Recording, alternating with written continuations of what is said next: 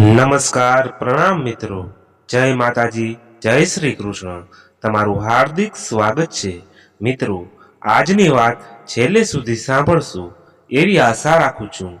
નમ્ર વિનંતી છે, તો વાત પસંદ આવે તો તમારા મિત્રોને શેર કરી દેજો અને વિડીયોને એક લાઈક કરી દેજો, તેથી અમને પ્રોત્સાહન મળે અને નવી વાર્તા લાવવામાં ઉત્સાહ મળે. તો ચાલો, તમારો વધારે સમય ન લેતા વાતને શરૂઆત કરીએ. ઉત્તરાદી દિશામાં ઝડપભેર આવતો અનિલ સીમના ખેતરો પર છવાયેલા અનાજના છોડવાઓને હાથ તાળી દેતો અને આગળ ને આગળ વધી રહ્યો હતો. નજરમાં ન સમાઈ શકે તેટલા વિશાળ પટ પર ધાન્ય ઉભેલું હતું. આકાશમાં વિહંગના ટોળે ટોળા આમથી તેમ ઉડી રહ્યા હતા. ગામથી થોડેક દૂર આવેલા એક ખેતરમાં જુવારના સાઠાઓનું ઊંચું ઉભેલું વન પવનની લહેરકેથી હાલી રહ્યું હતું. સાઠાઓ ઉપર ઝારિયા બાજેલા હતા અને તેમાં મોતી જેવા દાણા ચમકતા હતા. ખેતરમાં સુડા અને ચકલીઓના ટોળામાં આ મોતીઓના દાણા ચણવા આવતા ત્યારે ડબલાનો અવાજ ગાજતો, પણ આ અવાજથી ટેવાઈ ગયેલા પંખીડા નિર્ભય રીતે પોતાની કંઠણ ચાંચ ઝારિયા પર ઠોકતા હતા. ત્યાં તો અચાનક હવામાં વીંજાતી ગોફણમાંથી પવન વેગે માટીનો ગોળો આવતો અને ફરર કરતા પંખીડા ઉડી જતા. ખેતર વચ્ચે જ ઊભા કરેલા એક માળા ઉપર 20 વર્ષનું એક તરુણ ચિત્ર વિચિત્ર અવાજ કાઢતું ચૌદિશાએ માટીના ઢેફાનો પ્રવાહ કરી રહ્યો હતો. ગોફણમાંથી સનનન કરતો એક ગોળો તીરની જેમ છૂટ્યો અને જુવારના ખેતરને પાર કરતો ને બાજુના જ ખેતરમાં વાંકી વળીને ઘાસ લેતી એક કન્યાથી થોડે દૂર જઈ પડ્યું. દાંતરડાને હવામાં ઉછાળતી એ કન્યા ઊભી થઈને ટહુકી, "અલ્યા ખુશાલ, કાંઈ ભાગ પીને માળા ઉપર બેઠો છે કે? જરા ભાન રાખને, ભાન. કોકની છોડીને લોહીથી રંગવી છે કે શું? અલી રૂપા, તું તો ત્યાં મૂઈ છે, ઈ તો તી દેખા દીધી નહીં." એનો ગુસ્સો આ પંખીડા ઉપર ઠાલવતો હતો. આમ કહેતો ખુશાલ માળા ઉપરથી નીચે કૂદી પડ્યો. દોડતો જઈને રૂપાના હાથમાંથી દાતરણું છીનવી લેતા બોલ્યો, "જા, તું તારે માળા માથે સૂઈ જા. અબઘડી હું ભારો કરી દઉં છું. તું વળી ક્યાં લગી કેડીઓ તોડીશ?" થોડી વારમાં ખુશાલ ભારો બાંધી રહ્યો કે તરત જ દોડતો માળા પાસે ગયો અને બેઉ હાથે તેને જોશથી હલાવવા માંડ્યો. માળા ઉપર ચત્તી સૂતેલી અને હાથમાં તણખલું રમાડતી રૂપા નીચે ડોક્યું કરતા ગરજી, "કાંઈ મદન હાલ્યો છે કે શું? આમ આવ્ય, ઉપર આવ્ય. અરે ઉપર તો સીધને હવાય. ત્યાં પેલા કુવે પરશોભા કોષ કાઢે છે, એ આપણે બેઉને જોઈ જાય તેના કરતાં તું નીચે આવ ને. આય ઝાડના સાઠાઓમાં આપણે કોઈ નહીં જુએ." રૂપાએ માળેથી પડતું મૂક્યું અને ખુશાલે તેને ઝાલી લીધી, પણ જાણી જોઈને ધીમેથી તેને જમીન પર પડતી કરી અને રૂપાના મોંમાંથી "ઓય બાપ" નીકળી ગયું. ખુશાલ નીચે બેસી ગયો અને રૂપા તેના ખોળામાં માથું મૂકીને સૂઈ ગઈ. યૌવનથી ચળકતા કપાળ પર વિખરાયેલી વાળની કાળી લટને ખુશાલ રમાડતો રહ્યો અને રૂપાના રૂપને ધરાઈ ધરાઈને પીતો રહ્યો, જેથી ખુશાલની આંગળીઓ સળવળતા માંડી અને રૂપાના દેહ સાથે અગધટી ચેષ્ટાઓ કરવા માંડી કે તરત જ રૂપા ખુશાલની રમણઘેરી આંખોને કળી ગઈ અને હરણીની જેમ સફાળી ચમકીને દોડી જતા બબડી, "જોજે, ભાન ભૂલતો નહીં તો તારી હારે વાત પણ નહીં કરું. સમજ્યો? સાચે સ્ત્રી જેટલી ઉર્મિઓને વશમાં રાખી શકે છે, તેના 1000માં ભાગ જેટલી પણ પુરુષ રાખી શકતો નથી. પ્રેમની લપસણી ભૂમિ પર સ્ત્રી સમૂળતલા જાળવી શકે છે, પણ પુરુષ તો લપસી જ પડે છે. આમ છતાંય સ્ત્રી જેટલી ધીર અને ગંભીર હોય છે, તેટલી જ જ્યારે ઓરમી મર્યાદા ઓળંગી જાય ત્યારે ત્વરતથી ચલતી પણ થઈ જતી હોય છે. નિરાશ વદને ખુશાલ રૂપાને ભારો ઉપાડવા ગયો. પછી પોતે માળા ઉપર ચઢીને માથે ભારો સોતી રૂપના અંબાર સમી રૂપાને દૂર દૂર સુધી જતી જોઈ રહ્યો. તેના દિલમાં અસંખ્ય કીડીઓ જાણે ડંખવા માંડી. અરે રે, હું આ શું કરી રહ્યો છું? હું કોણ અને રૂપા કોણ? શું આ ભવે મિલન થવું શક્ય હતું? શું હું ઝાંઝવાના જળ પાછળ તો નથી દોડી રહ્યો? અરે રે, હૃદય આ બધી સ્વપ્ન સૃષ્ટિ સંકેલી લે. તારું ભાગ્ય તો ટૂંકું ત્યાં જ પણી ભરશે. તે કદીએ ફોડની મર્યાદાનો વિચાર કર્યો છે ખરું? જીવ, બધી માયા ભૂલી જા. આમ ને આમ સાંજ ઢળી ગઈ. પરસોત્તમ મૂકીનું ઘર ગામ આખાયમાં આબરૂદાર અને પૈસે ટેકે સુખી ગણાતું. એમના કુટુંબમાં પોતે પોતાની પત્ની રૂપા અને રૂપાનો 4-5 વર્ષનો ભાઈ માત્ર હતા. ખેતરમાં સાથી તરીકે કામ કરતો ખુશાલ પણ કુટુંબના માણસ જેવો થઈ પડ્યો હતો. ખુશાલ 7-8 વર્ષનો હતો ત્યારે તેની વિધવામાં પણ દેવલોક પામી ગઈ હતી. બસ ત્યારથી જ મુખીએ તેને પોતાના ઘેરે રાખી લીધો હતો. આજ સુધી ખુશાલને આ ઘર પારકું લાગ્યું નથી અને મુખીએ તેને પારકો ગણ્યો નથી.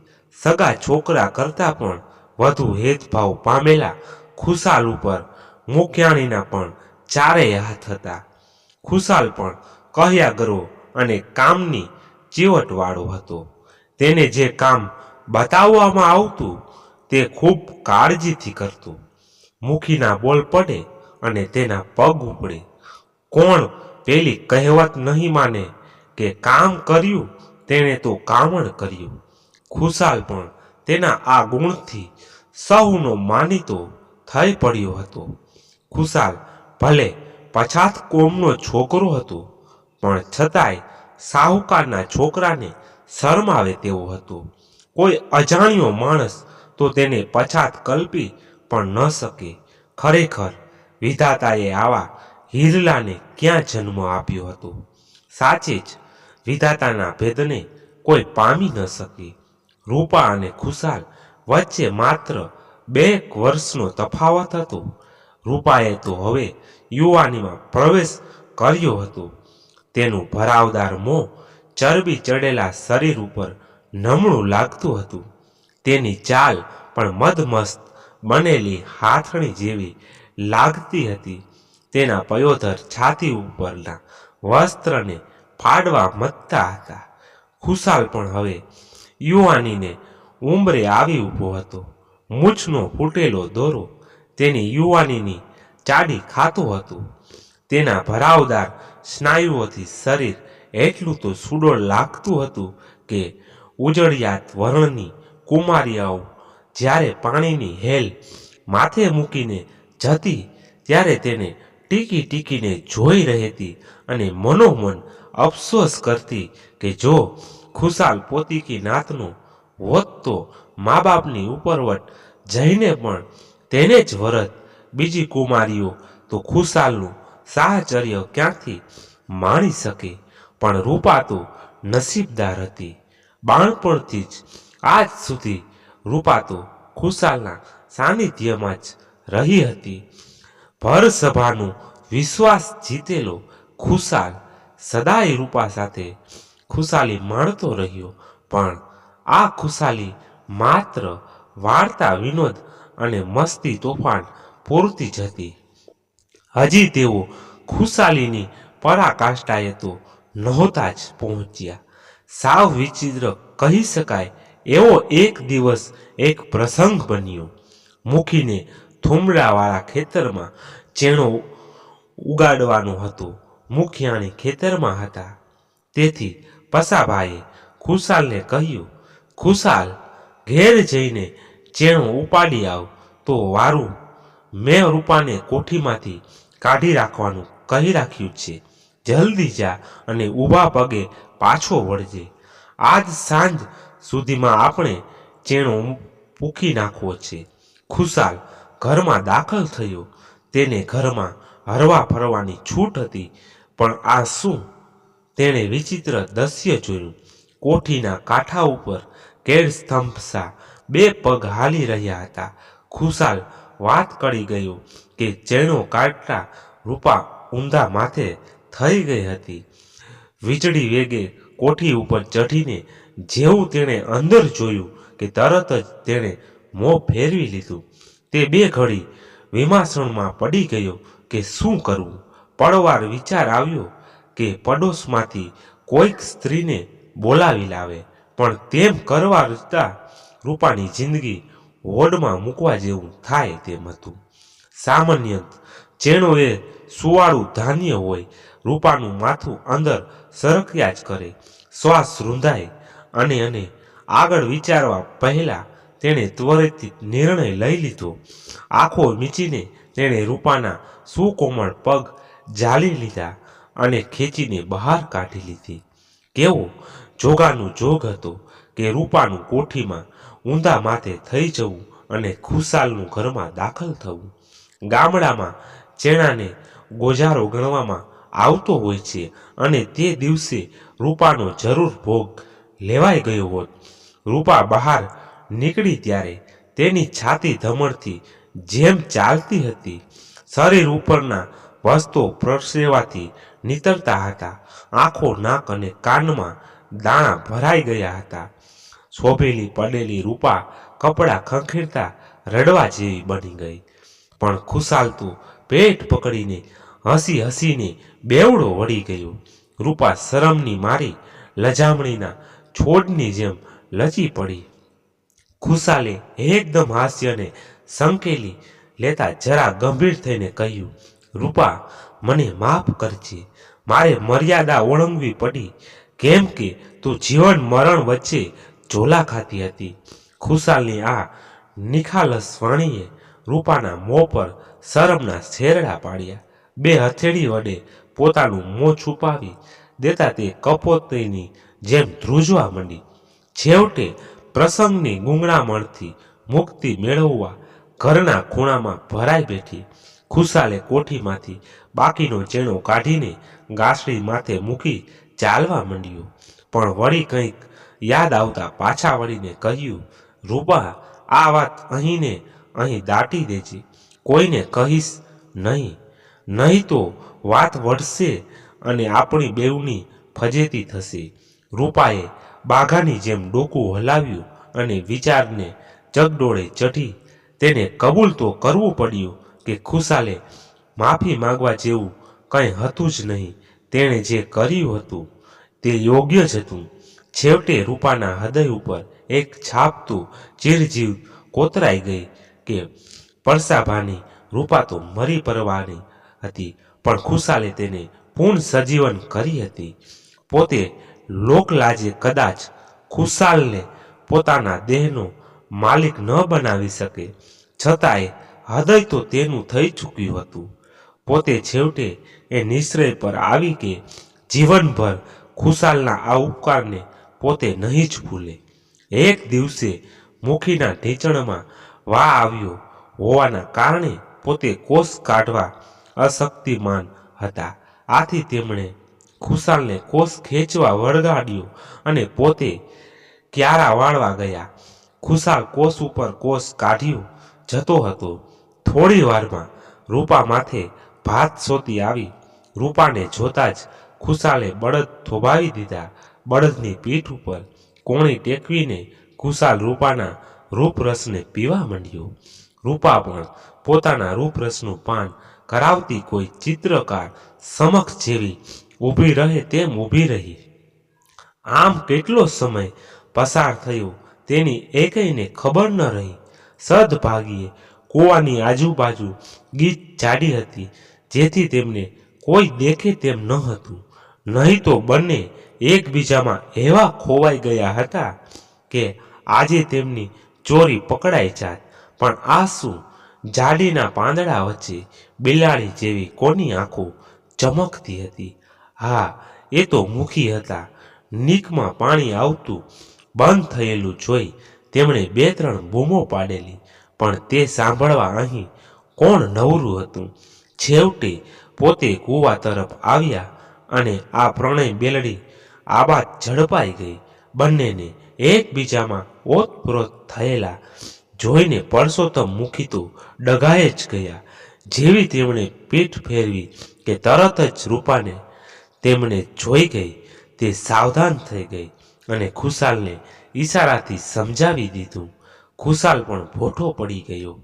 થોડી વાર પછી રૂપાએ જાણે કશું જ બન્યું નથી તેમ સાબિત કરવા કૂવા પરથી બૂમ પાડી, ભાત લાવી છું, જમવા ચાલુ. બાપાએ જ આંબા નીચે આજ સુધી કેટલાય આનંદથી ભોજન ખવાયા હતા, પણ આજનું ભોજન કાર્ય તો મૌન રીતે જ પત્યું. ન ખુશાલ કંઈ બોલી શક્યો કે મુખી કંઈ બોલ્યા. રૂપા તો ભોંય ખોતરતી નીચું ઘાલીને બેસી જ રહી. ભોજન કાર્ય પૂરું થતાં પસાભા બોલ્યા, ખુશાલ તું કોસ જોડ, રૂપા તું ક્યારા વાળવા જા, મારે આરામ કરવો છે. રૂપા અને ખુશાલ જુદી જુદી દિશામાં રસ્તો પકડ્યો. આંખે દેખ્યા આજના પ્રસંગ ઉપર મુખી વિચાર કરવા માંડ્યા. ગામમાં ચાલતી અફવાઓ આજે તેમને સાચી લાગવા માંડી. તેમને લાગી આવ્યું કે અરર, ખુશાલ નિમક હરામ નીકળ્યું. દૂધ પાઈને ઉછરેલા સાપે મને જ ડંખ દીધો. તેમના રોમે રોમમાં ક્રોધરૂપી વિષ વ્યાપી ગયું. જીવનમાં પ્રથમવાર ખુશાલ તરફ તિરસ્કાર છૂટ્યો. થોડી વાર પછી મુખીએ ક્યારા વાળતી રૂપા ભણી ચાલવા માંડ્યું. રૂપાએ બાપાને આવતા જોયા. મુખીના એક એક ડગલે રૂપાની છાતી બેસતી જતી હતી. જેમ જેમ અમંગળની શંકા દૃઢ થવા માંડી, તેમ તેમ રૂપાના હૃદયના ધબકારા વધવા માંડ્યા. પણ ત્યાં તો તેના કાને ભયંકર ગર્જના સંભળાય, રૂપલી, આ તે સા ધંધા આદર્યા છે. કમજાત તારા બાપનું નાક વાઢવા તૈયાર થઈ છે. નાતમાં અને ગામમાં મારી પાઘડી ઉતરાવવી છે. જીવનમાં પ્રથમવાર આજે એમણે પોતાની લાડકી દીકરીને ઊંચા અવાજે કહ્યું હતું. શબ્દે શબ્દે તેમના ગુસ્સાનું પારું વધ્યે જતું હતું. અત્યાર સુધીની રૂપા બેટા અને રૂપી જેવા સંબંધનો કરવા ટેવાયેલી જીભે આજે કમજાત શબ્દ ઉચ્ચાર્યો. મુખીના આ શબ્દે તો રૂપાના હૃદયના બંધ ઢીલા કરી દીધા. કમતા અવાજે ધ્રુસકા ભરતા તેણે કહ્યું, બાપા, તમારી રૂપા તો ક્યારની મૃત્યુ પામી હતી. હલકટ, મને બાપના નામથી બોલાવીશ નહીં, પણ હું 2 હાથ જોડીને કરગરું છું કે પ્રથમ મારી વાત સાંભળો. મારો જરાય દોષ નથી. મુખી વાતનું તારણ કાઢવાના હેતુથી શાંત થયા.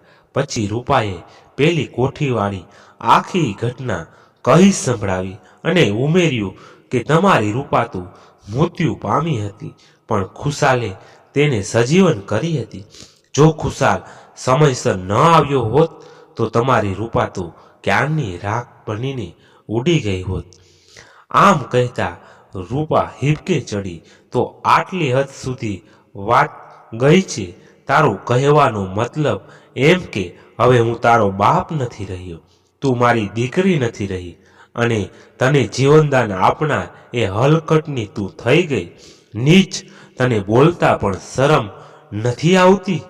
મુખીએ ગુસ્સાના આવેશમાં આવીને રૂપાના ગાલ ઉપર લપાટવાનો વરસાદ વરસાવી દીધો અને કહ્યું, આના કરતા તે જ દિવસે તું કોઠીમાં જ મૃત્યુ પામી હોત તો સારું થાત, જેથી મારે કમોતે મરવાનો વારો ન આવત. જો આમ બનશે તેવી ખબર હોત તો જન્મતાની સાથે જ તારું ગળું દબાવી દીધું હોત. તો આજે પણ ક્યાં વહી ગયું છે? લો આ પાવડો અને તમારા હાથે જ મારા માથાના ચૂરે ચૂરા કરી દો.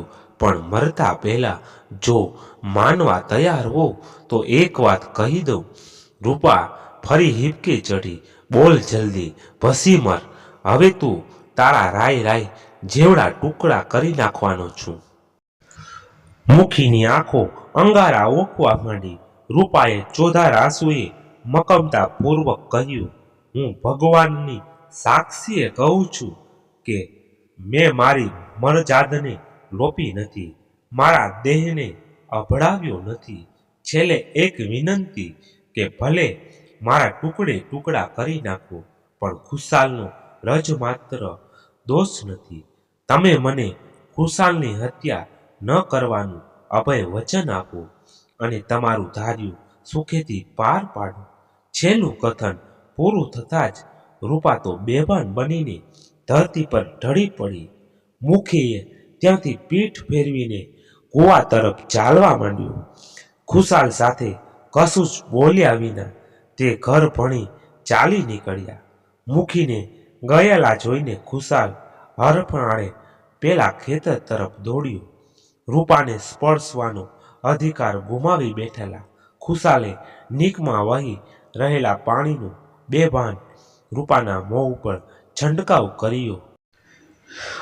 રૂપાએ આંખો તો ખોલી પણ કેટલોક સમય નિશ્ચિત પડી રહી.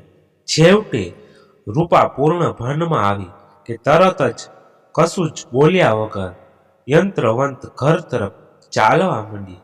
સઘળી વાતને પામી ગયેલું ખુશાલ પણ ચૂપચાપ આંબા નીચે જઈ બેઠું.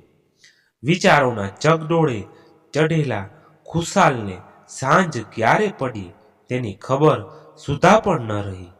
ઘેર ગયા પછી પસાભાઈએ પત્નીને શંકા ન જાય તે માટે વ્યગ્રતાને છુપાવવાની કોશિશ કરી અને તેમાં સફળ પણ થયા. પુત્રીની ઉદાસી તો છાની જ રહી શકી, છતાંય તેણે તબિયત સારી નથી એમ કહીને જમવાની ના પાડી દીધી. મુખીએ પત્નીને કહ્યું, આજે હું ખેતરે વાસો જવાનો નથી, માટે તું ખુશાલને ભાતું આપી આવ. પાને શંકા પડી કે બાપા માને એટલા માટે ખેતરમાં મોકલે છે કે જેથી તે પોતાને બચાવી શકે નહીં અને તેઓ પોતાનું ધાર્યું પાર પાડી શકે. હવે પોતાના દહાડા ભરાઈ ચૂક્યા છે એમ માનતી રૂપા ઘડીક મનોમન ડરતી તો વળી ઘડીક ધૈર્ય ધારણ કરતી. કેટલીય વાર સુધી સૂતી રહી અને પિતાનું પરવગ સાંભળવા માટે પોતાના કાન સચેત રાખ્યા. પણ માં ખેતરથી પાછી ફરી ત્યાં સુધી કશું જ બન્યું નહીં. મુખિયાણીએ આવતાની સાથે જ જ્યારે બાપ દીકરીને સૂતેલા જોયા ત્યારે તે પણ કશું જ બોલ્યા વિના ચૂપચાપ સૂઈ ગઈ. રાત્રિ ઘેરી બનતી જતી હતી. મુખિયાણી અને દીકરો તો શાંત ચિત્તે ઊંઘ લઈ રહ્યા હતા. માત્ર મુખી, રૂપા અને ખુશાલને માટે જ ઊંઘ હરામ બની ગઈ હતી. સાચે જ કેટલી દુઃખદ બાબતો માનવીથી અજ્ઞાત હોય તો જ સારું. કોઈ દુઃખદ વાતનું ભાન માત્ર થતાં જ માનવીનું જીવન ઝેર બની જતું હોય છે. પરસોત્તમ મુખી પાસા ઘસતા રહ્યા અને મગજમાં વિચારોનું તુમુલ યુદ્ધ જામ્યું. થોડી વાર પછી ગુસ્સાનો ઉકળાટ શમ્યો ત્યારે તેમણે થોડા દિવસ ઉપરનો એક પ્રસંગ સાંભળી આવ્યો. પોતે ગામના મુખી હતા.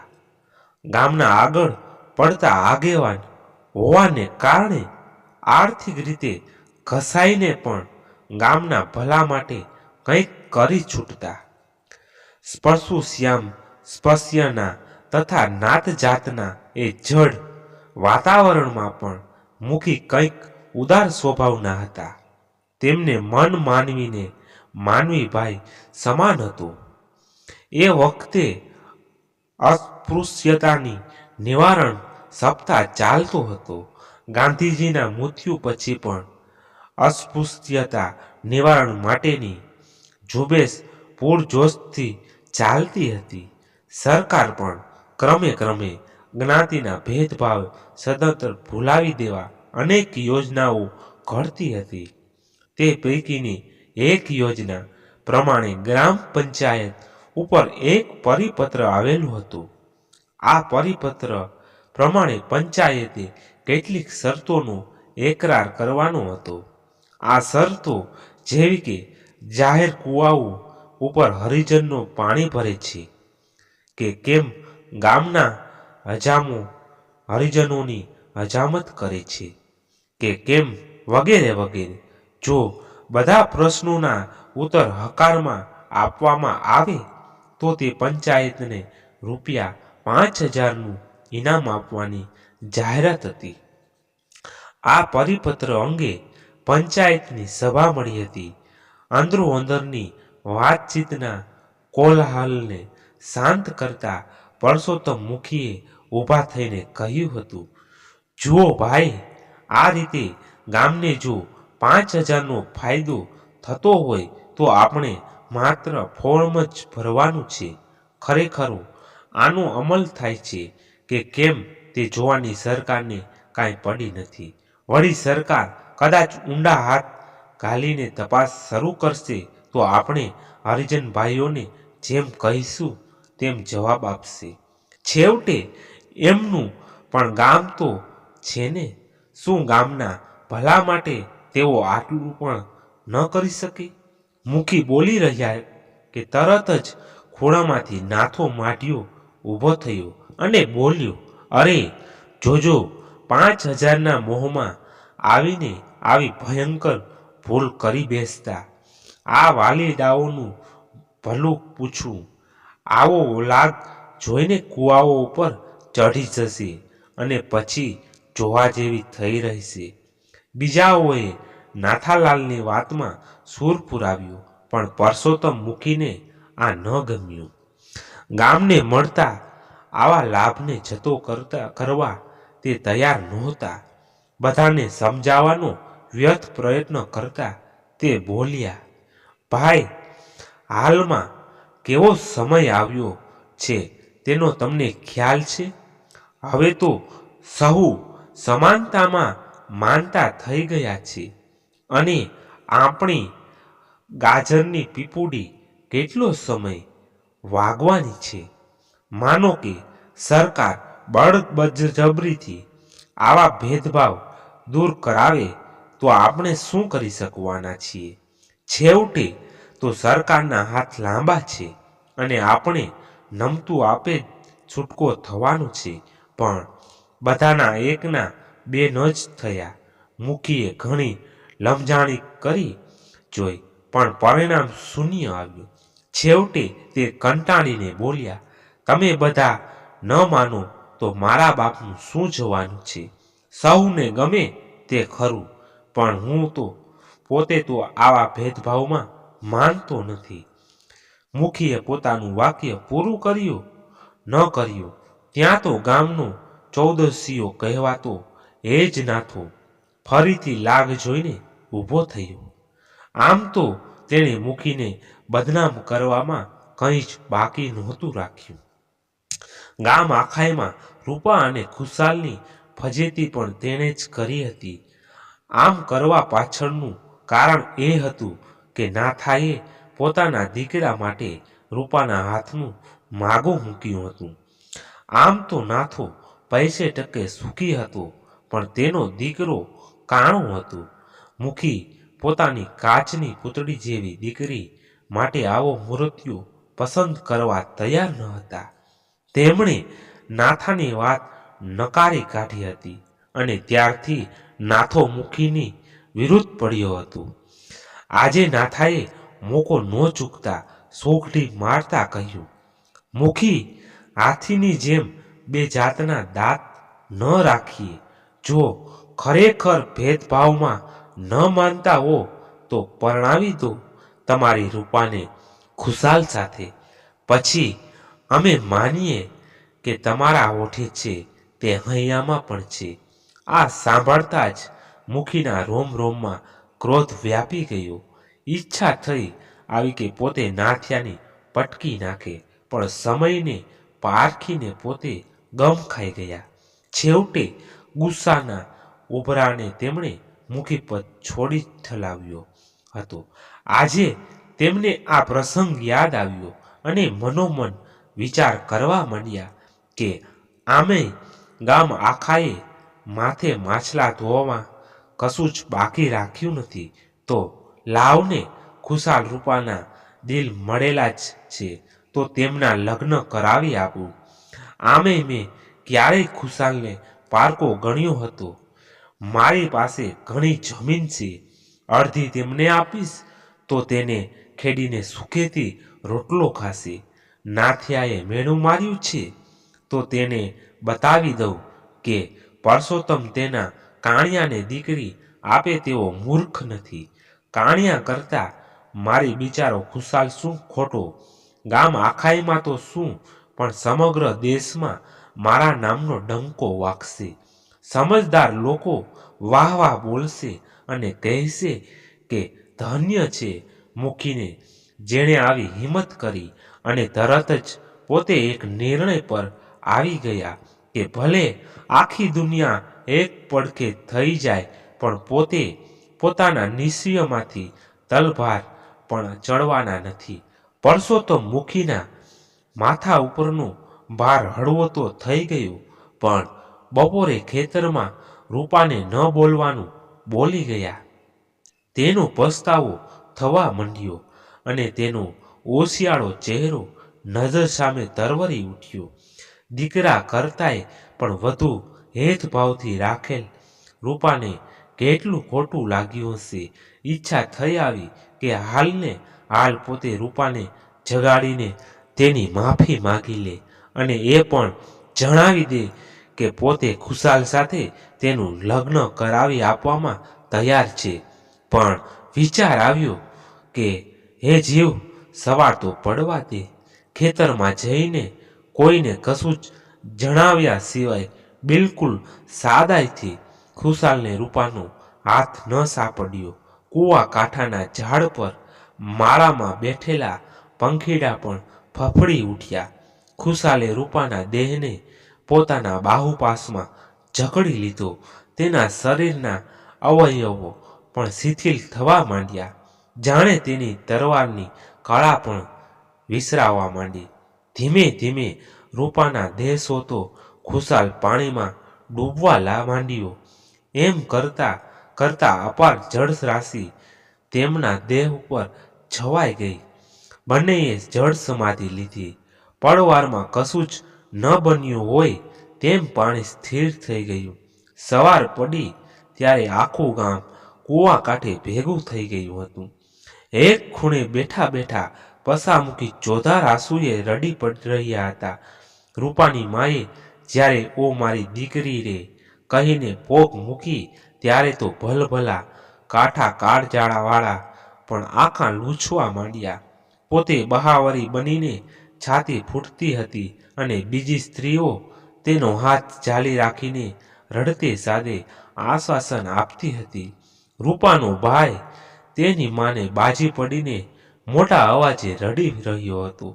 છેવટે બંનેને લાશોને બહાર કાઢવામાં આવી ત્યારે ખુશાલના બાહુપાસમાં રૂપાનો દેહ જકડાયેલો હતો. બંનેના દેહ જુદા પાડવા માટે ખૂબ કોશિશ કરવામાં આવી પણ કોઈ સફળતા ના મળી.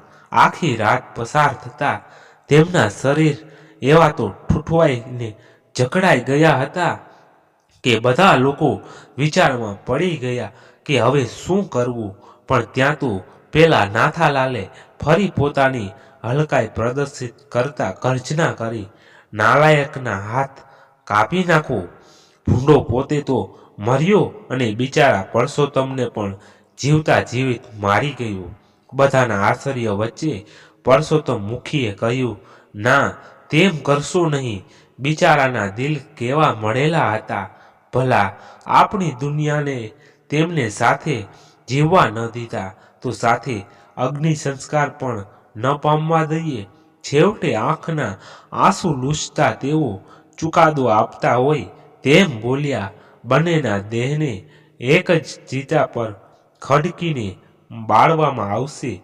ફરી બધા આશ્ચર્ય મુખ બની ગયા. જ્યારે ચિતા ભડભડ સળગતી હતી ત્યારે પરસોત્તમ મુખી જડ પૂતળા જેવા ઊભા રહી ગયા. રાતનો પોતાનો વિચાર યાદ કરતા મનોમન પસ્તાતા હતા કે શુભ કામમાં ઢીલ ન કરી હોત તો આ પરિણામ ન આવત. મિત્રો, આજની વાત પૂર્ણ થઈ છે. આશા રાખું છું તમને ગમી હશે. તો તમારે શું કહેવું છે આજની વાત પર? તમારો પ્રતિભાવ જણાવશો કોમેન્ટ બોક્સમાં, અને વિડીયોને લાઈક અને તમારા મિત્રો સાથે શેર જરૂરથી કરજો. અને કોમેન્ટ બોક્સમાં તો રાધે રાધે તું જરૂરથી લખી નાખજો. અને આવી વાતો સાંભળવા માટે અમારી સાથે જોડાયેલા રહેજો. એટલે ચેનલને સબસ્ક્રાઈબ ન કરી હોય તો ચેનલને સબસ્ક્રાઈબ કરી રાખજો, અને સાઈડમાં આપેલું કંકોરીનું બટન દબાવી દેજો, જેથી કરીને તમે સૌથી પહેલાં વાત સાંભળવાનો આનંદ માણી શકો. ધન્યવાદ. ફરી મળીએ એક નવી વાત સાથે. ત્યાં સુધી બધા મસ્ત રહો, તંદુરસ્ત રહો. જય માતાજી, જય દ્વારકાધીશ. હર હર મહાદેવ, મહાદેવ, મહાદેવ. જય શ્રી રામ.